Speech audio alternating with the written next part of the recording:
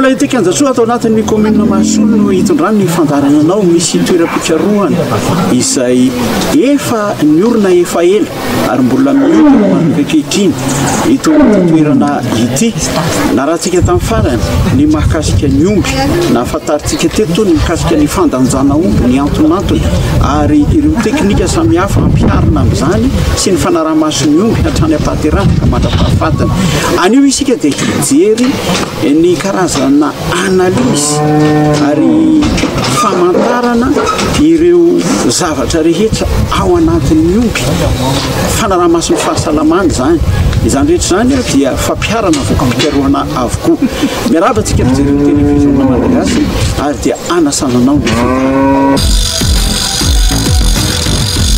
hijery ny antsoina hoe prélèvement itsika manahoana sy manahoana ity dingana ataotsika ity inona ireo fitaovana ampiasaina ary inona ny tena anaovana azy ie eto zany tsika araka leva voalaza dia anaraka ny fivoaran'ny omby io fivoaran'ny omby io nefa dia misy singa maromaro tsy maintsy jerena anatin'izay voalohany amin'izay ireo zavatra mety anoatohana ny fivoarana ohatra toy ny fisian'ny kakana ao anatiny ao anatin'izany dia misy ireo fitaovana izay hitanareo masy reto misy izay nomen'ny sirata anatin'ny tetikasa Eclipse misy nomen'ny agence internationale de l'énergie atomique na ny AIEA les puces électroniques fikarohana momba ny resaka omby ny tena atao anatin'izany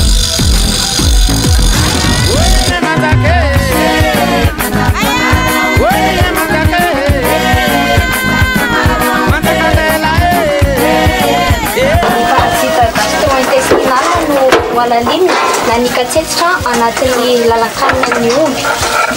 Ny atao amin'izany dia ny maka ny prélèvement tain'ny omby mba hijerena ny atodi-kankana ao anatiny.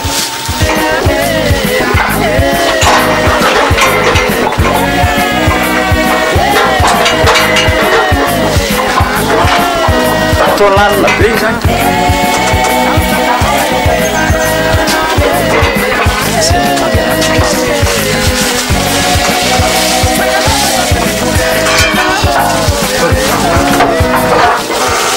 Io zany ny échantillon azo. Ity zany ny échantillon azo dia 50 hatramin'ny 100 grammes eo ny alaina. Anaovana analyse any anaty laboratoire. Dia rehefa azo izy dia asiana ny identité an'ny omby izay mifanaraka aminy. 95-75.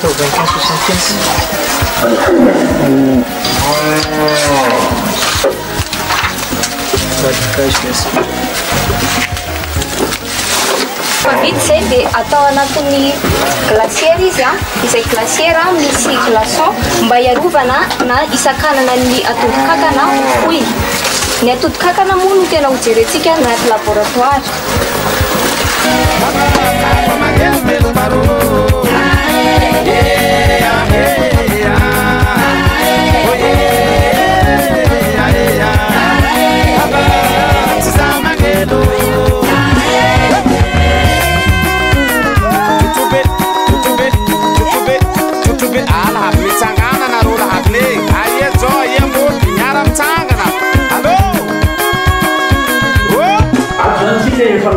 Ilay prélèvement taria dia inona marina moa zany no atao ato?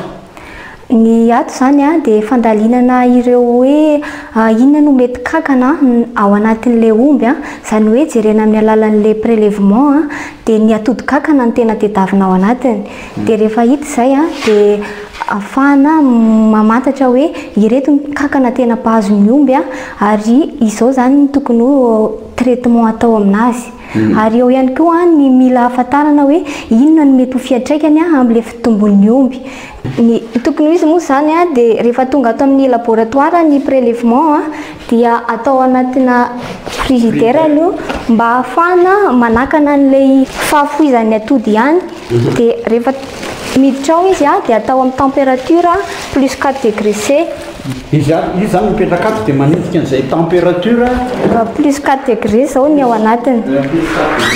Rehefa vita izay dia manomana an'ireo fitaovana rehetra ho ampiasaina dia manomana aloha tsika ny ranontsira izay ahafahana mampiakatra ny atody mba ho jerena amin'ny microscope. Zany ranontsira io zao.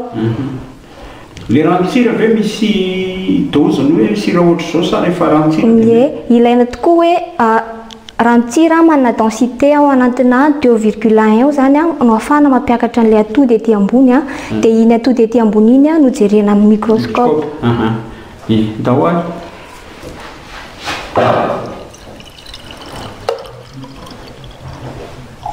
efa misy ny protocole amin'ny laboratoire arahana dia ny technique de McMaster no ampiasaintsika.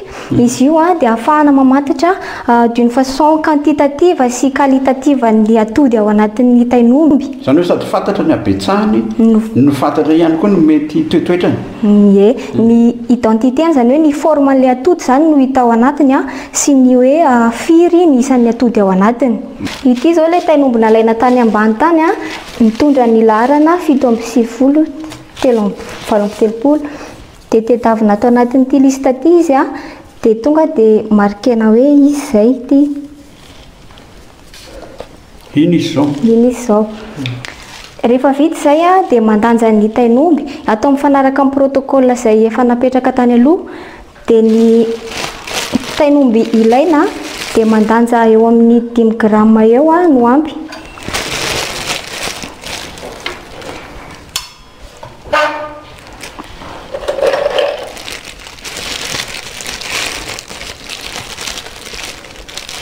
Gramma no anaovana an'analyse zany. 5 gramma no anaovana an'analyse.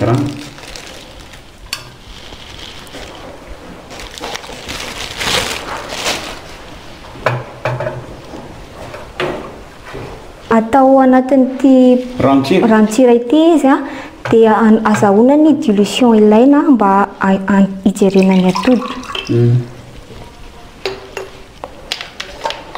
Aroarona tsara mba hiparitaka ilay tain'omby ka ahafahana mamantatra hoe tena atao anatin'ny tain'omby rehetrarehetra tokoa no azahoana ny atody.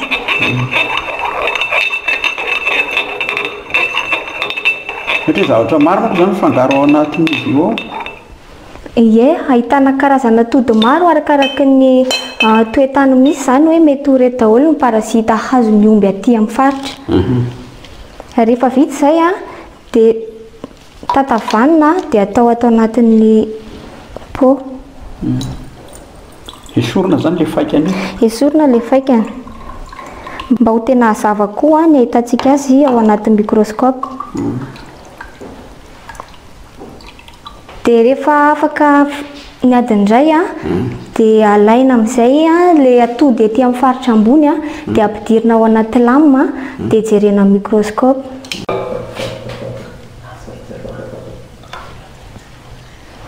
Esorina tsara ny rivotra mba tsy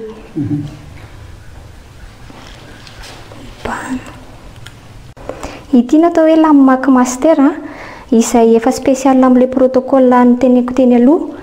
Dia rehefa tafiditra ato anatin'ity izy dia misy colonne maromaro izy ity dia ny atody kankana ao anatin'ilay colonne izay no isaina.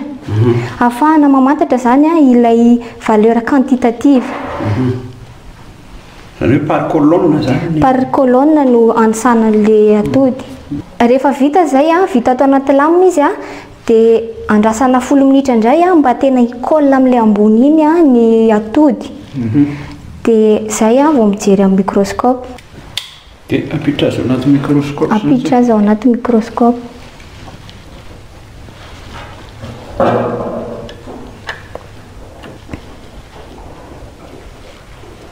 Rehefa vita ny mise au point dia afaka mamantatra amin'izay hoe inona avokoa ireo atody kankana misy. Dia sady manisa no mamantatra zany. Inona zao no hita ao anatin'izy io? Io natao hoe Cooperia. Atodina kakapisaka. Kakapisaka mahazo ny omby. Mahazo ny omby. Dia refesana zany ny abetsany hoe betsaka izy sa vitsivitsy ao anatiny. Rehefa mahazo résultat amin'izay dia eo ilay hoe valeur quantitative zany hoe ahafahana mamantatra hoe hatreto ny degré na infestation ana parasita. Zany hoe hatreto izy zany tena tsy maintsy esorina le kankana na ohatrana. Misy zany ny fandalinana efa natao izay nametraka hoe rehefa Hatreto ny tany parazita anankiray dia tokony efa misy ohatrany hoe alerte zany hoe tokony hanao traitement na hoe mbola tsy mampanina azy io arakaraka ny moyen ananan'ny mpiompy. Araka ny hitantsika tao microscope dia misy foana ny boky izay anaovana référence mba ahafahana hoe tena vérifier tsara hoe tena le kankana tokoa io mitovy tanteraka amin'ilay atody ny eritreretina dia ity zao le copéria no jerentsika teo.